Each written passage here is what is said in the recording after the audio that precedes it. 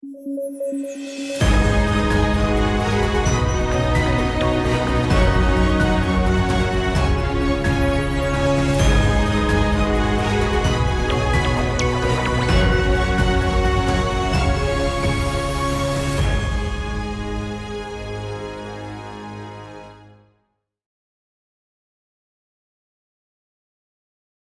day, everyone, and thank you for tuning in to another episode of the Strategy International podcast. We do appreciate it, and we encourage you to check out all the other episodes, either on the audio platforms or on YouTube. You can subscribe and you can rate the podcast. We have another incredible guest today on the show, Francis Schortgen. Thank you so much for coming on, sir. How are you?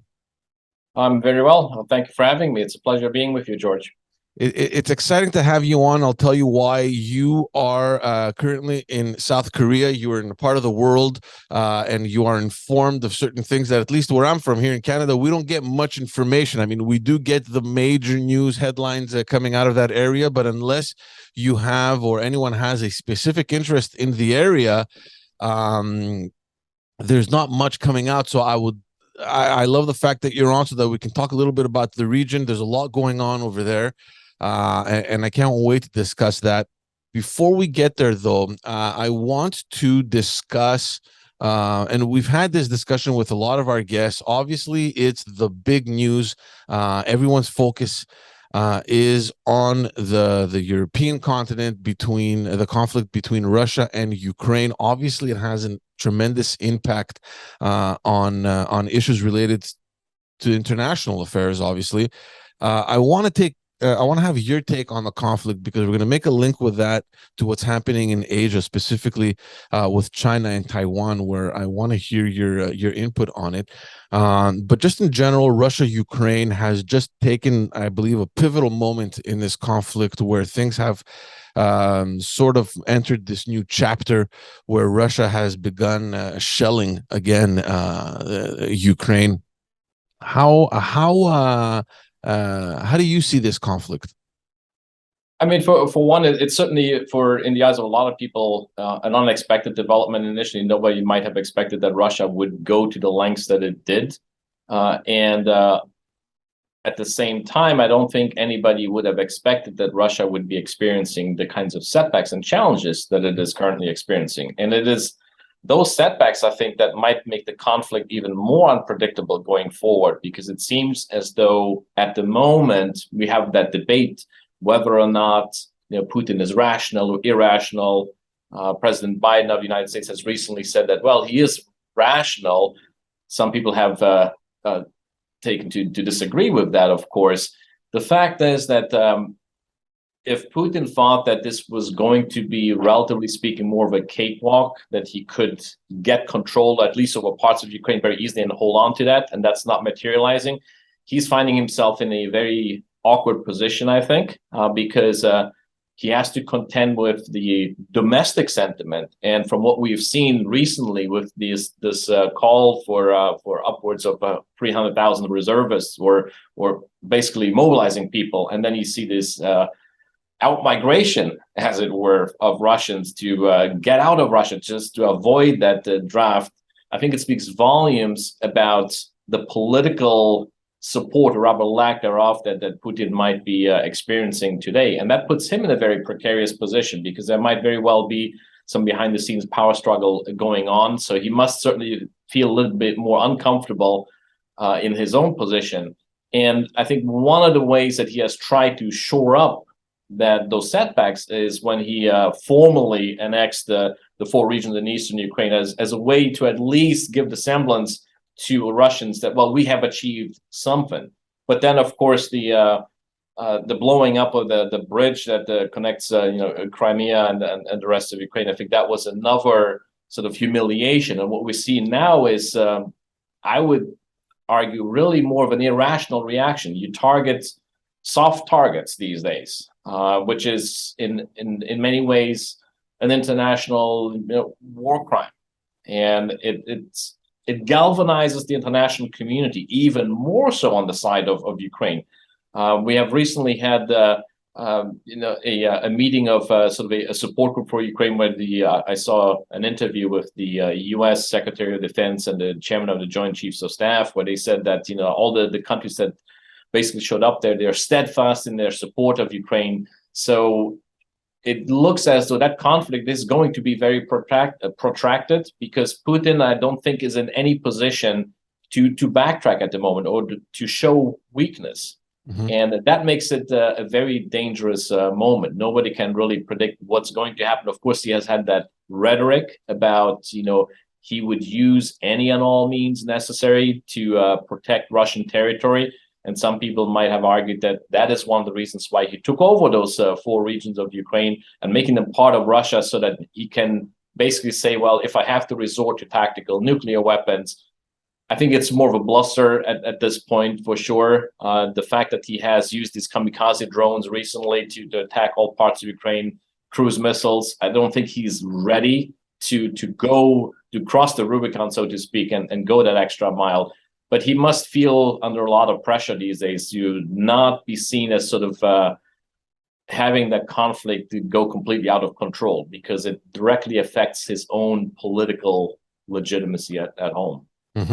It's interesting that you're mentioning that, because we also saw recently, and just remind everyone that's listening or watching, at the beginning of the conflict, there was this law that was passed in Russia with respect to the information that was disseminating from Russia, and how they weren't allowed to talk about it or even discuss the war.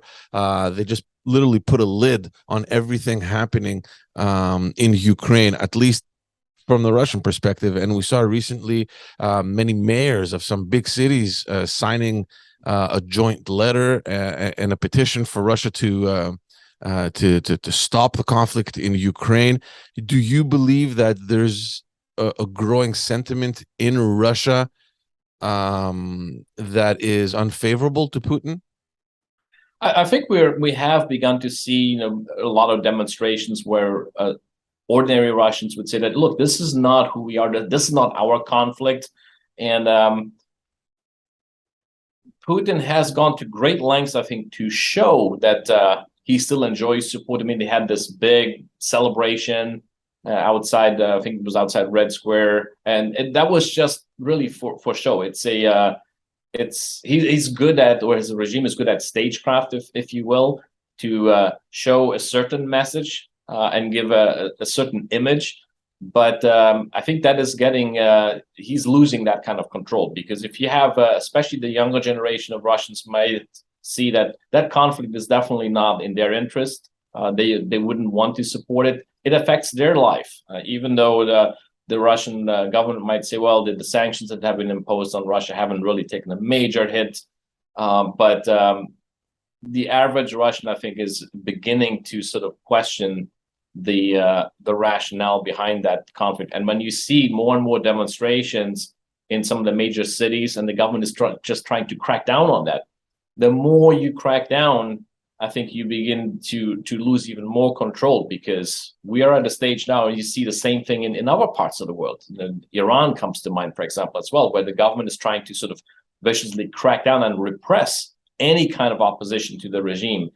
And if history is any indication, that usually doesn't go well. It might work for a certain period of time, but there comes a certain inflection point. And I think in the case of Russia, the invasion of Ukraine might have been that inflection point, after which the Russian government, or Putin in particular, finds it much more difficult to keep a lid on dissent, because people get access to information anyhow. You can have control over the airways and sort of put out a certain message. But even there, we have seen recently that some of the media outlets are beginning to have a slightly different narrative, where they begin to gradually ask questions. And even at the very beginning of the conflict, there was one news station that was very pro-Kremlin, where one of the news anchors on air had sort of demonstrated against the conflict. So I think these are subtle signs, but they should not be ignored, because it can speak volumes about the extent to which the Putin regime is beginning to lose control over the narrative, and beginning to lose the support that it might still have enjoyed from the younger generation. I want to go back to what you're saying before about the use of potentially nuclear weapons. You're right. Putin did say that they're prepared to use any means available to them. There was an article in a paper here in Canada that came on and pretty much outlined the discourse, at least from the U.S., where you have President Biden warning everyone of a potential nuclear war. However, the U.S. intelligence service, so the CIA, is advising that that perhaps won't happen. And there's kind of this paradox between the two. Of course, I mean, for anyone interested or anyone that has been following history, there have been many occasions where the CIA has been wrong on the advice that they've provided. Where are we, do you think, in that situation? I mean, you're an expert in security. Do you think that we may actually see a nuclear conflict?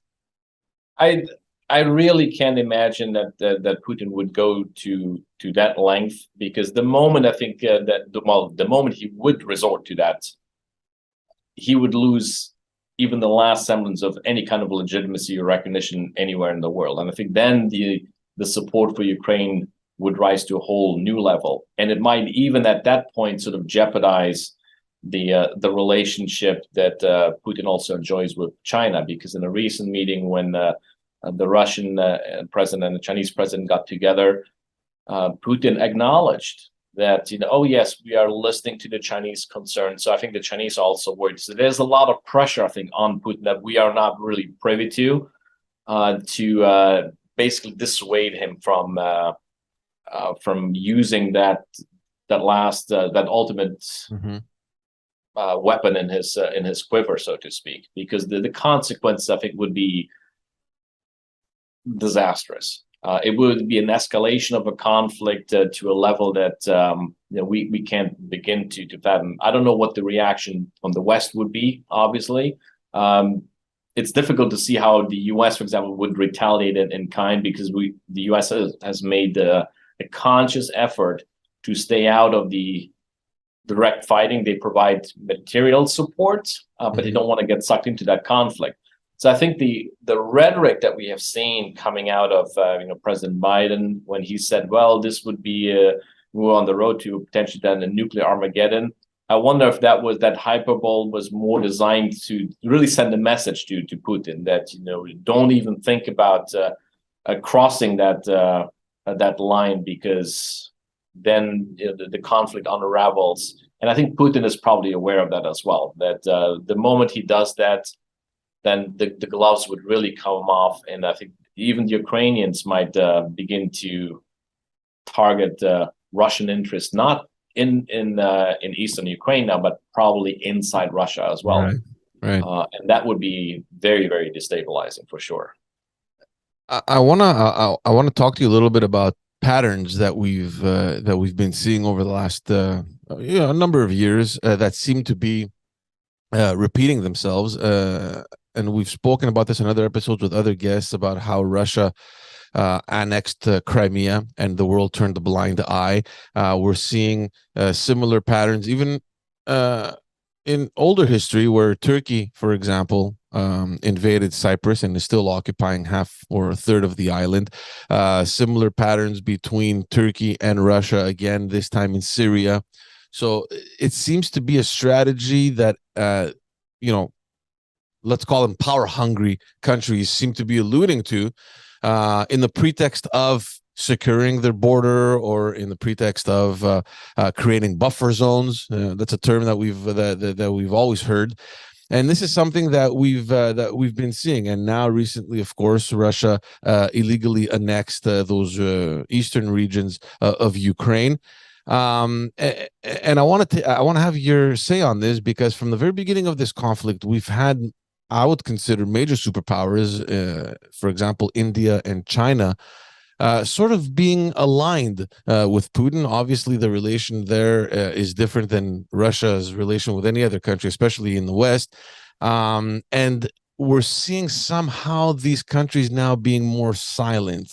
Is this the beginning of something?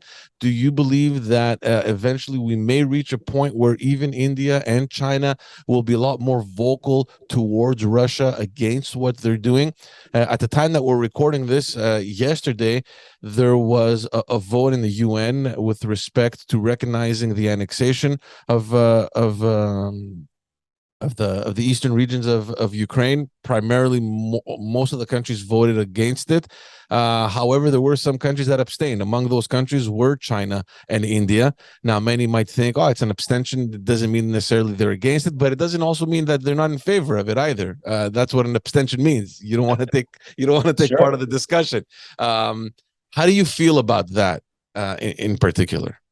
I think from the Chinese perspective, and then I guess even from the Indian one, that might have been sort of the diplomatic way to send a signal to Putin that look, we find it very difficult to sort of condone the activities, because in the case of China, for example, the Chinese government must be very seriously studying what's going on in Ukraine, because they have designs on territory of their own that they claim that was always part of China, and that is the island of Taiwan. And when you see how in the United States, for example, there was a vote in Congress, I think it was the Senate Foreign Relations Committee, if I remember correctly, that just passed sort of a new Taiwan related law. And it's not officially law yet, but it came out of the committee. If it becomes law, then it basically will suggest that the United States would give up its one China policy, and which makes it much more difficult for China to still claim Taiwan or actually go to extremes and then try to take over Taiwan. Mm-hmm.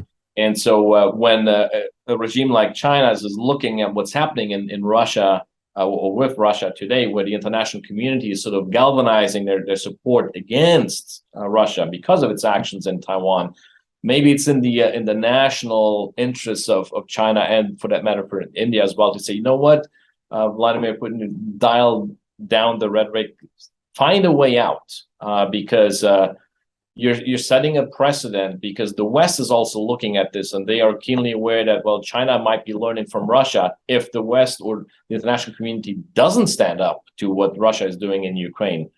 What is to stop a country like China from saying, you know what, now the time is right to make a move on Taiwan? Because obviously the international community is not willing to back up its own rhetoric with action.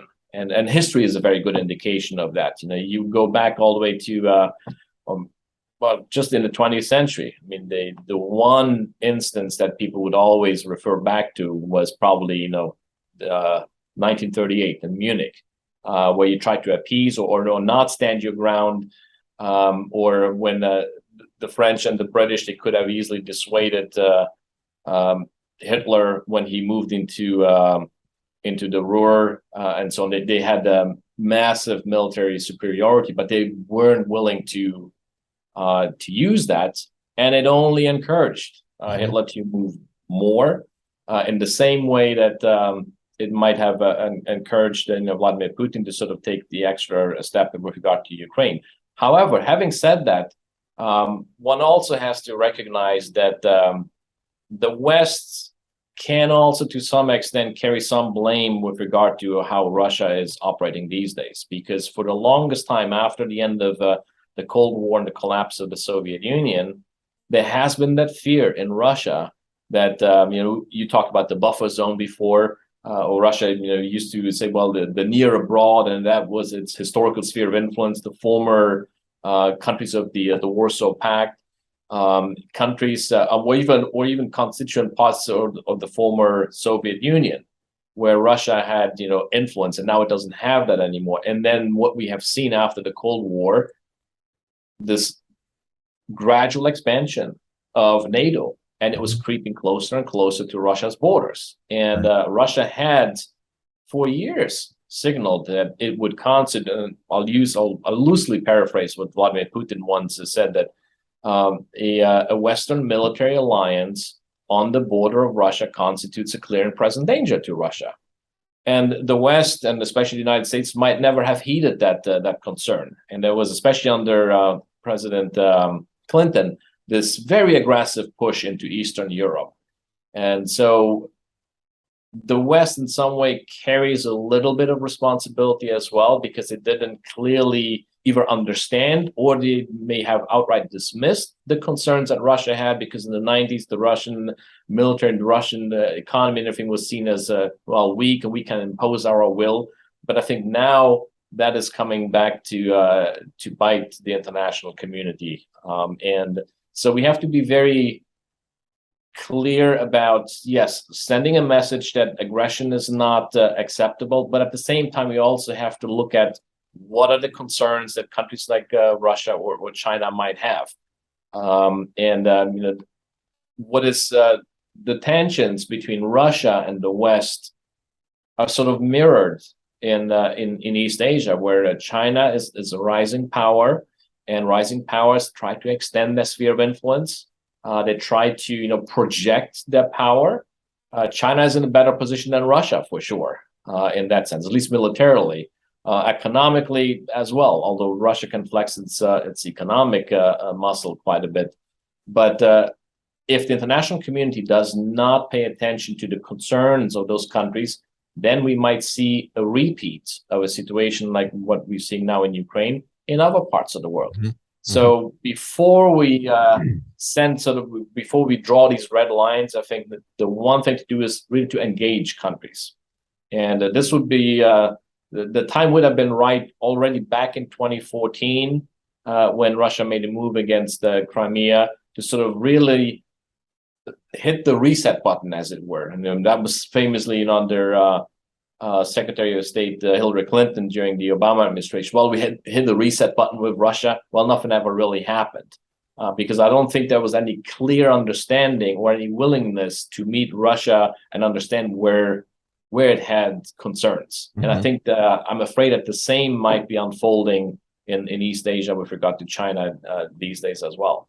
There was a lot of focus immediately put in that region. You mentioned obviously Taiwan. That was the central worry almost immediately as soon as Russia invaded the Ukraine. Everyone started discussing the possibility of something similar happening between China and Taiwan.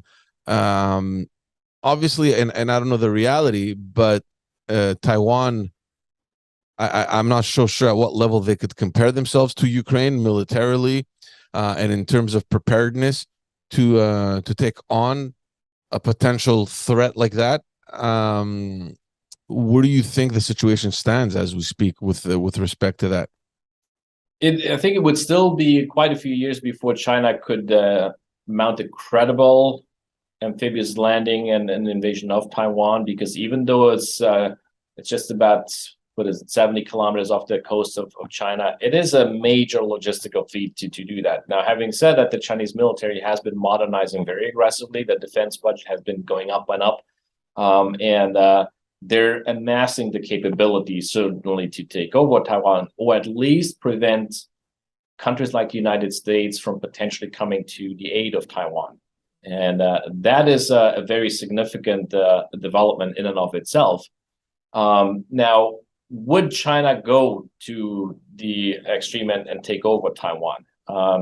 If you look at the level of Taiwanese investments in mainland China already, it is very significant. Taiwan is the largest single investor in China.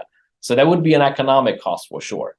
The other thing to keep in mind is that Taiwan and one particular company, Taiwan Semiconductor Manufacturing, TSMC, is the single largest or biggest supplier of microchips.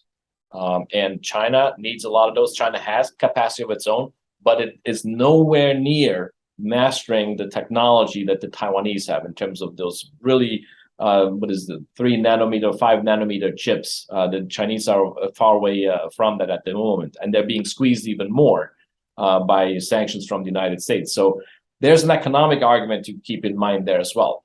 However, having said all of this as well, there's a domestic consideration.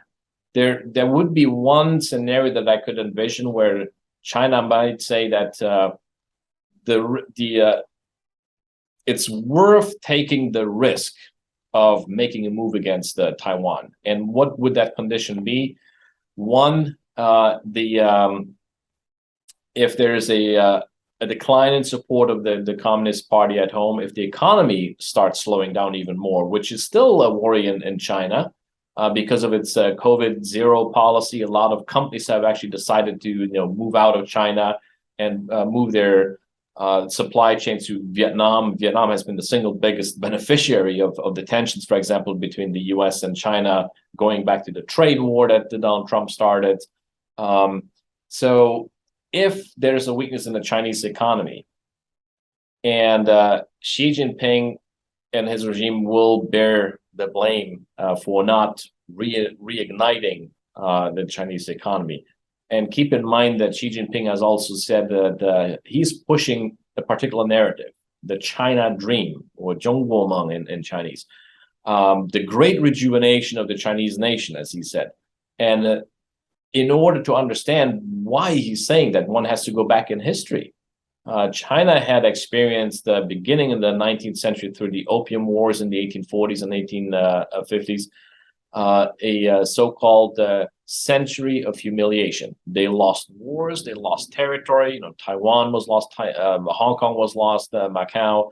And so they're now at a stage, certainly in 2008, after the Olympic Games, when China had this coming out party, and Xi Jinping came to power shortly thereafter. And when he said, we have a new dream, a China dream, and he cannot be seen as weak.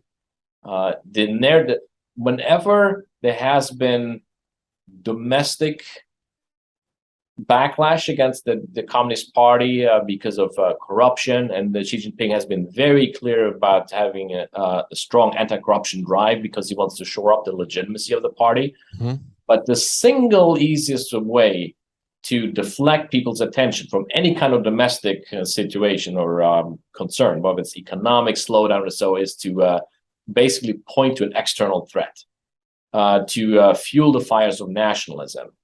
And what better way to remind the public in China that, well, Taiwan used to be part of China. Actually, it always has been. It's just that after the Japanese, the Japanese basically started taking over Taiwan in 1910, and after the Second World War, of course, well, the nationalists, after they lost the civil war in China, fled to Taiwan, and there has been two separate regimes there ever since. But the Chinese government has never given up that claim. Xi Jinping has clearly sort of his eye set on this. So if he feels that domestically he's under pressure, he might actually accelerate and might revive that nationalism even more, which is brewing right now in China, certainly. So it requires a very subtle diplomatic move on all the stakeholders involved.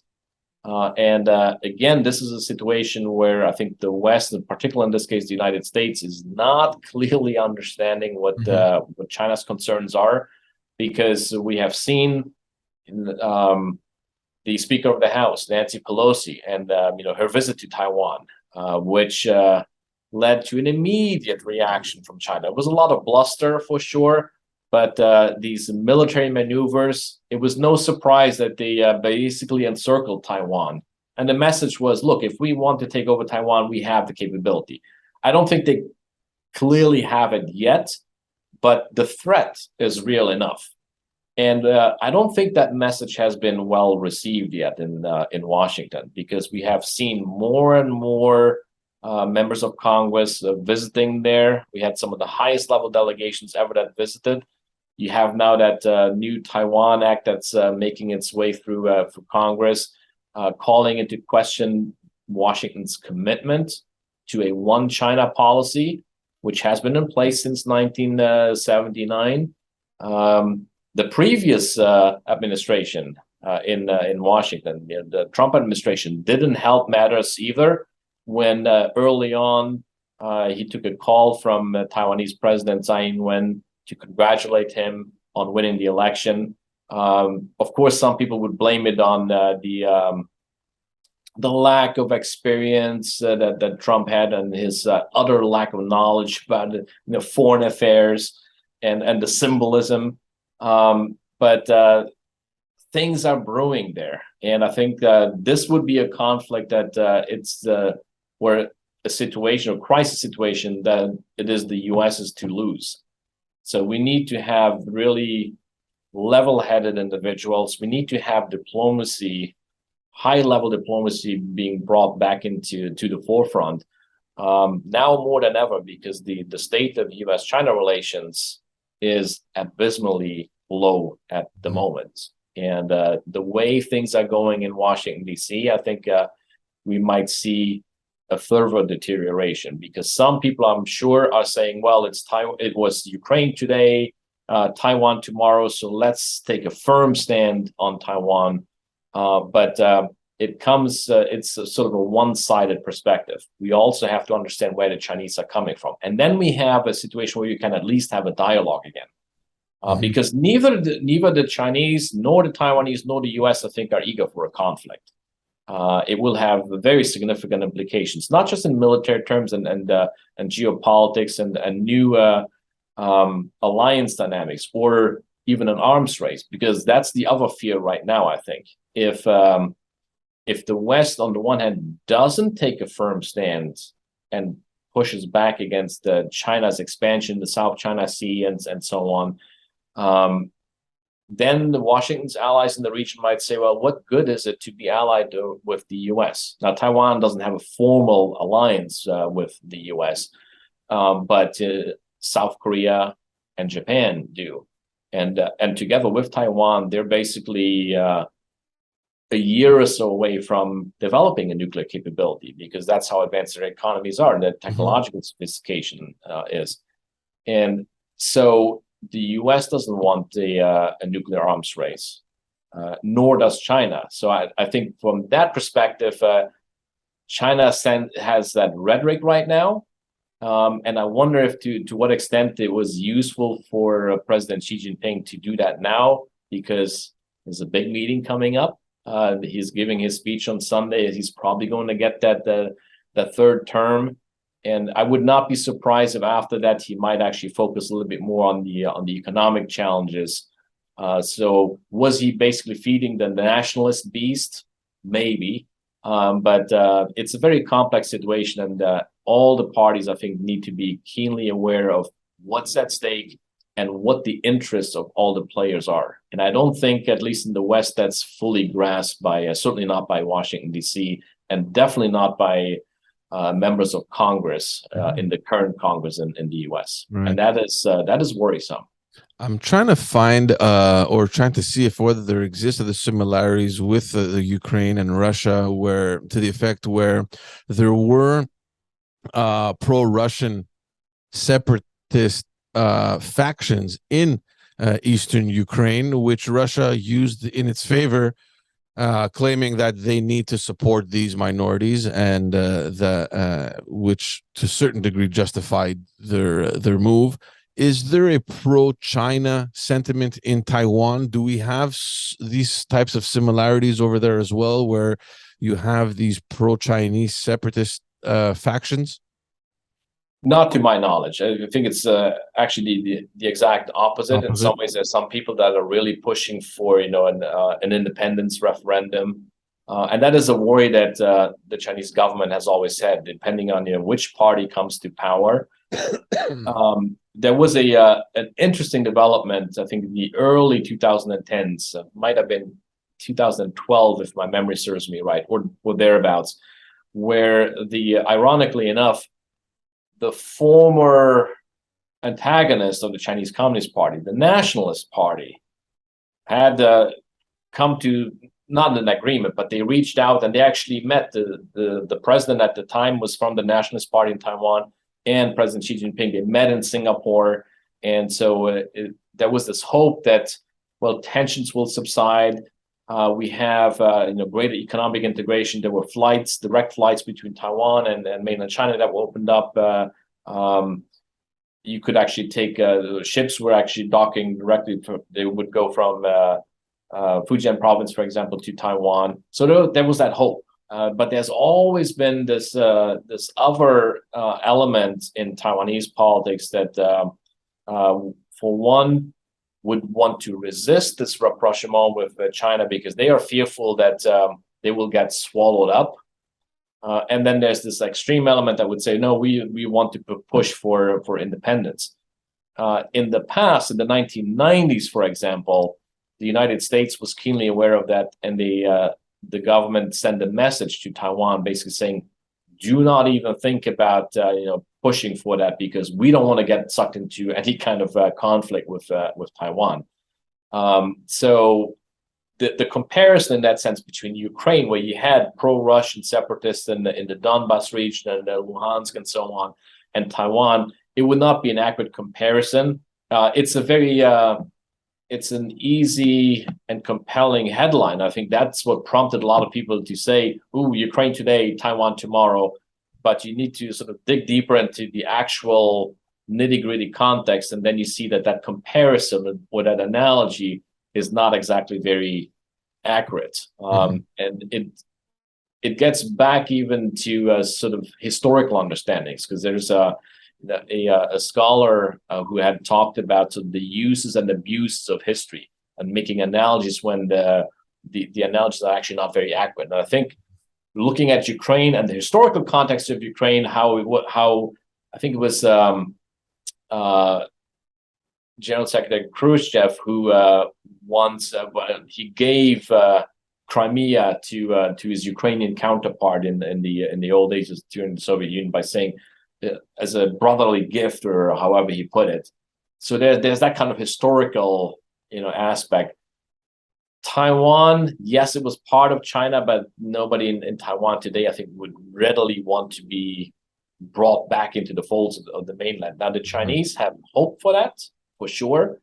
And they thought that they set an example by putting out this one country, two systems formula when Hong Kong came back to China in July 1st, 1997, and then December 20th, 1999, when Macau, when the Portuguese pulled out there.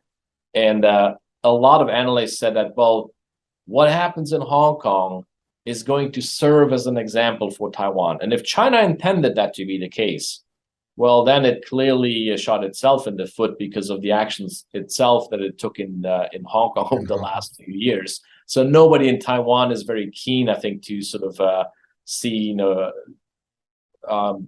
come under Chinese control. Now, the Taiwanese president has said as much recently, where she said that there's going to be no discussion about the sovereignty of Taiwan, but she also held out an olive branch to China and said, but she's willing to still talk to China. So I guess it was a shrewd way for her to sort of put the ball in Xi Jinping's court, because he's not going to pick up that ball right now, for sure. He first has to get his third term in office, and then we might see maybe a sort of a step back from the brink of potential conflict. You mentioned before a sort of alliance between South Korea, Japan, and Taiwan. Where do those countries stand in that conflict? Is there any pressure coming from those countries towards China? Or are they just standing by, kind of minding their business, and they don't want to wake the beast? I think it's probably the latter. I mean, these are South Korea and Japan for sure. They're in a very precarious situation. On the one hand, economically, there's a lot of tie-up with China, especially on the Korean side. A lot of Korean companies have moved their research centers to mainland China. There's a lot of investment in China, and some Japanese companies, of course, as well. But at the same time, both South Korea and Japan also are allied with the United States. Now, the interesting thing for China here might be that you have that triad: South Korea, Japan, the United States. Two of the members have had some tensions historically for historical grievances. That is between South Korea and Japan, going back to the atrocities that Japan committed during World War II. But every time there seems to be sort of a little bit of tension, I think it works in China's favor because it allows China to sort of drive a wedge in the alliance. It remains to be seen how that's going to get fixed. Right now, we have a new president in Korea.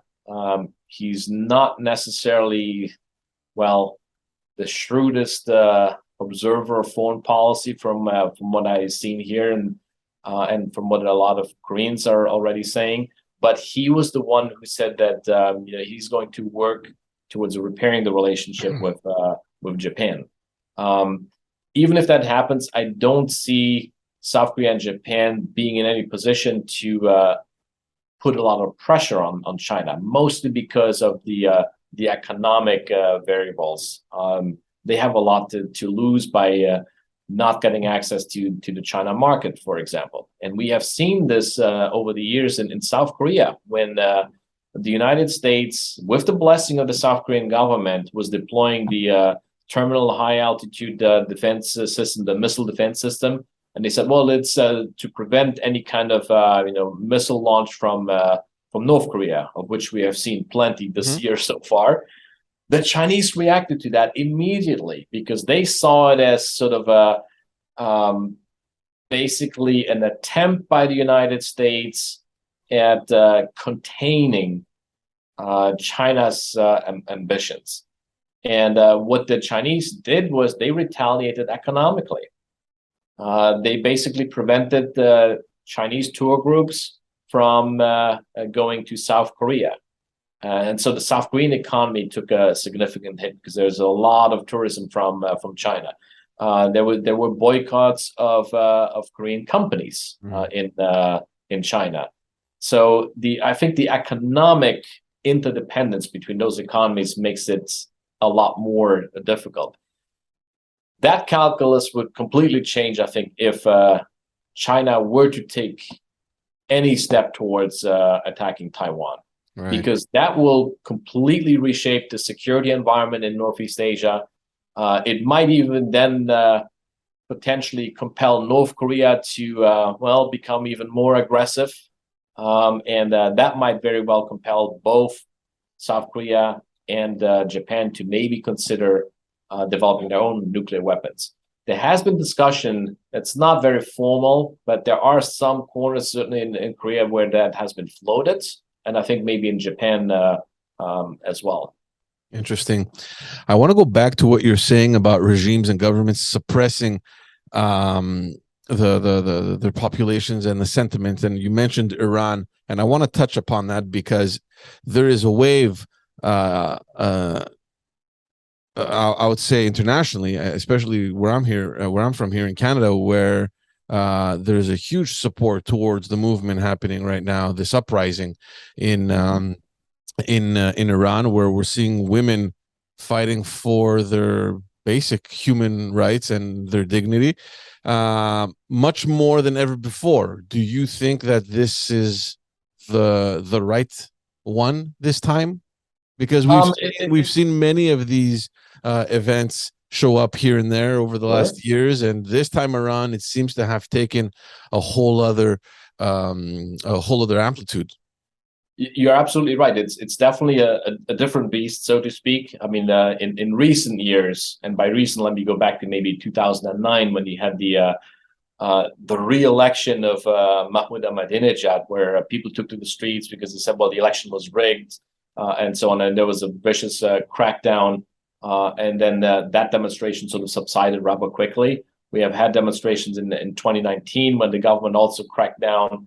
2021, 22, because of the impact of economic sanctions, people started demonstrating. But this one, I think, is a different one altogether. Because for one, if you look at the comparison between this new uprising and the previous ones, there are some very significant differences. For one, there's no clear leader in the current uprising. It's very decentralized, which makes it actually much more difficult, I think, for the government to really viciously crack down. hasn't prevented them from attempting that.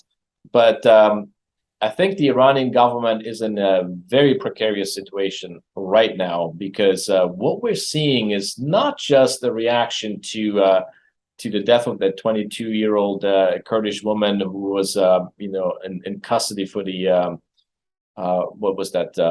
The morality police, and then she died in custody there. I think it's more of an expression of some 40 years of pent-up frustration and expectations and demands. So it's not just about the women's rights and the forcing of the hijab on women, but also economic concerns and so on. And the Iranian government, I think, would be wise to heed sort of it's not the advice, but what President Kennedy once said, when he said, those who make a peaceful revolution impossible make violent revolution inevitable. So is the current uprising maybe sort of Iran's, rather, let's call it the Persian Spring? Who knows? Because when the Arab Spring happened in much of the Arab world, while Iran, wasn't affected. But I think now you begin to see that people are not even afraid anymore. You had seen scenes of the Iranian president, Ibrahim Raisi, going to a university and giving a speech. And of course, all the women were wearing the hijab. And then outside was the exact opposite, where, young girls basically calling on him to, get the hell out of here. This is unheard of. The level at which they don't seem to be deterred by the repressive abilities of the regime anymore. That should be a significant game changer for the regime, and compel maybe some kind of reform.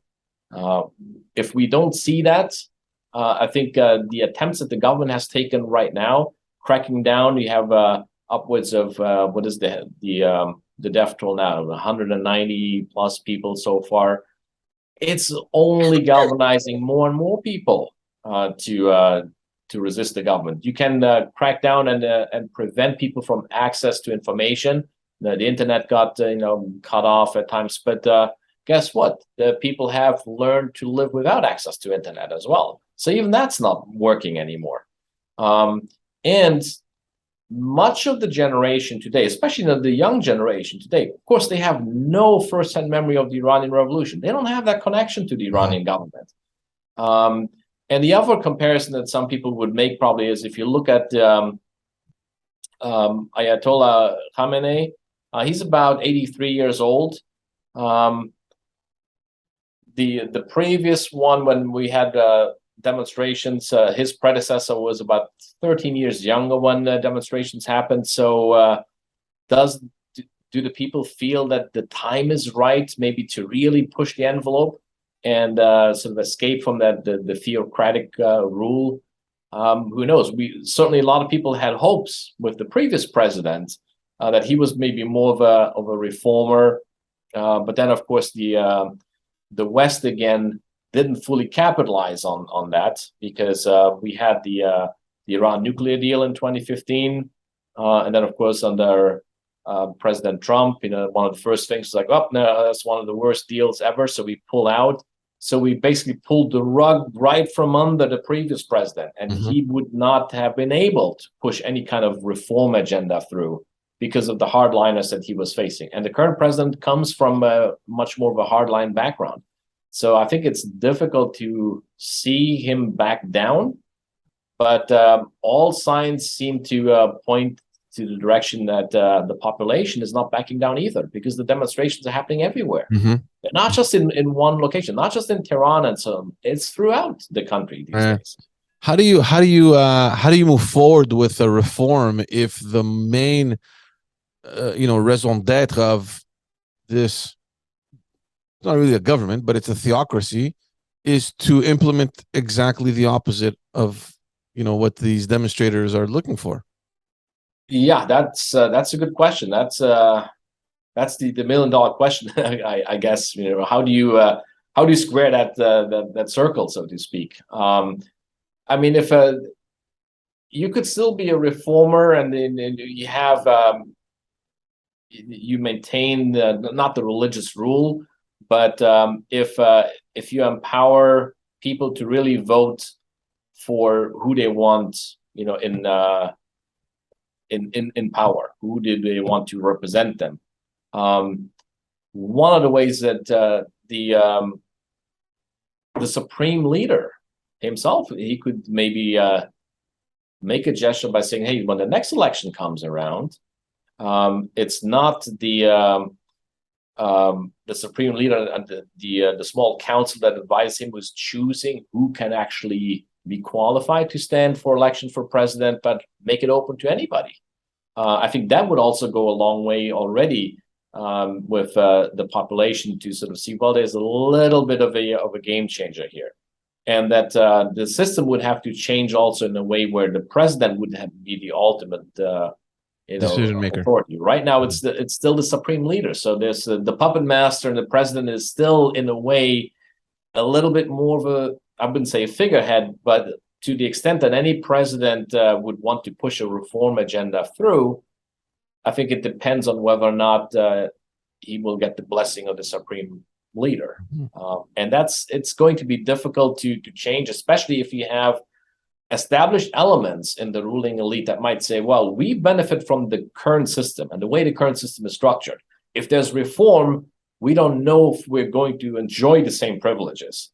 And I think that is in many regimes, if you look throughout history, if people are or if governments are considering reforming, there's always the old elite, the ancien regime, if you want to put it that way, that would say, well, what's in it for me?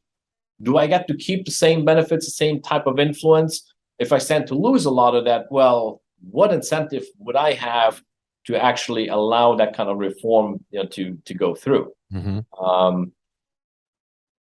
There are different approaches that could be taken. Of course, in the case of China, how the government dealt with that was to basically bring the people that were clamoring maybe for more democracy, or could be seen as potential standard bearers of democracy, bring them into the party, give them a seat at the table, make them part of the system so that they don't have any incentive to rebel against the system. Right. But in the case of Iran, I think the extent of the unrest today should compel the leadership to really take a concerted look at how they can reform the system in a way that the people feel that their needs are being met, that they have actually a voice, and that they're not just pawns in a game. I'm not sure if the hardliners are willing to go that route right now. If sort of religious ideologies is what's driving the system, I think then pushing a reform through might be still quite challenging. We might need sort of the next president. If we had somebody like in the 1990s, President Khatami was also much more of a reformer. He didn't even get much done, but not preventing more reformist-leaning presidential aspirants from actually running for office, I think, would also go a long way. The young generation in Iran today, they're more cosmopolitan. They know what's happening outside of Iran. They're aspiring to be part of that global community much more so. And those aspirations you can't contain. The more you try to, you might be successful in the short run, but in the long run, if history is any indication, those forces will always bubble up to the surface, and you can't keep a lid on those simmering tensions. Do you think that there's a potential here that this movement spills over into the rest of or other countries in the Middle East or the Arab world? I mean, right now we haven't seen any of that. I'm not sure if it would be if it's because Iran is sort of Persian, the Shiite. I mean, in Iraq actually, while we had seen people storming the parliament not that long ago in the green zone as well.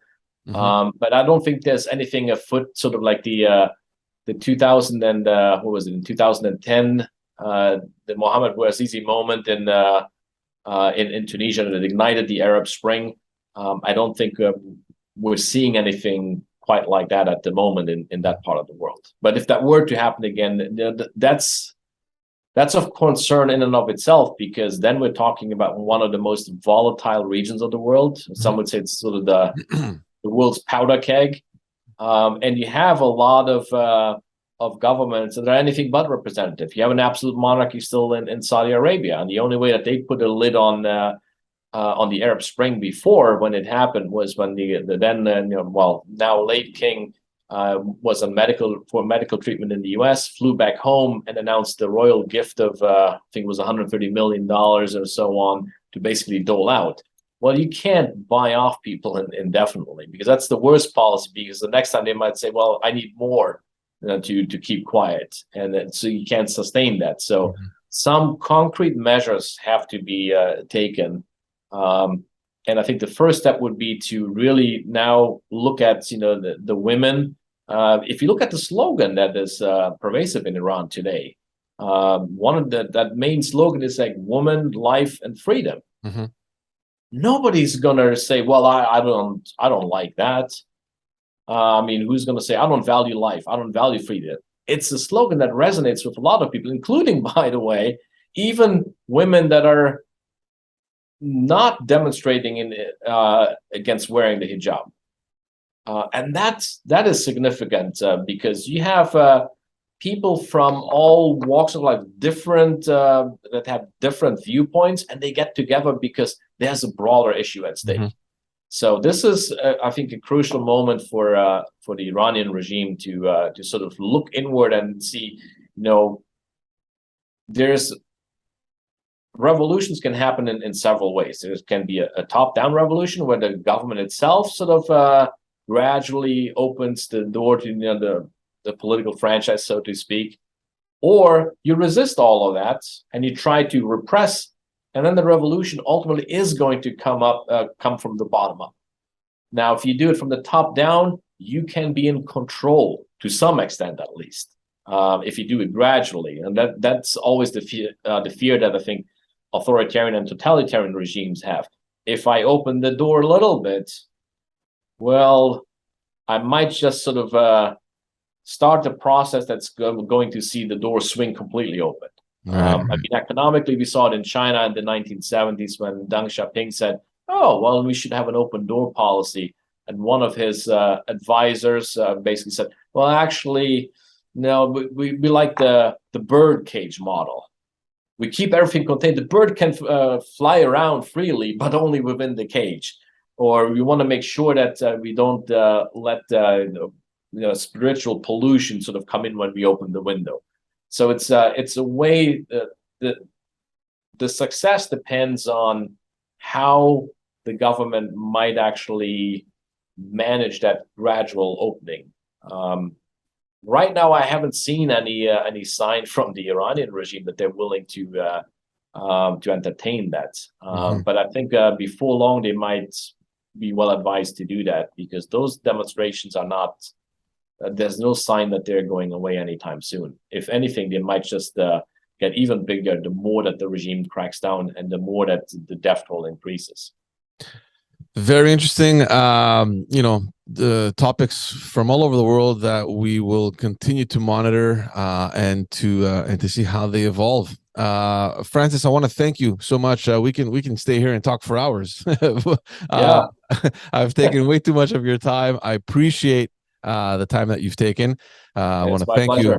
Thank you for coming on, and I want to thank our listeners and viewers for tuning in again and reminding them that they can check out all the other episodes on the audio platforms or on YouTube. They can subscribe and rate the podcast. It'll help us out tremendously. Francis, once again, thank you so very much. Hope to see you soon. Great. Well, thank you for having me, George. It's been a pleasure. Take care. Bye-bye. Until next time.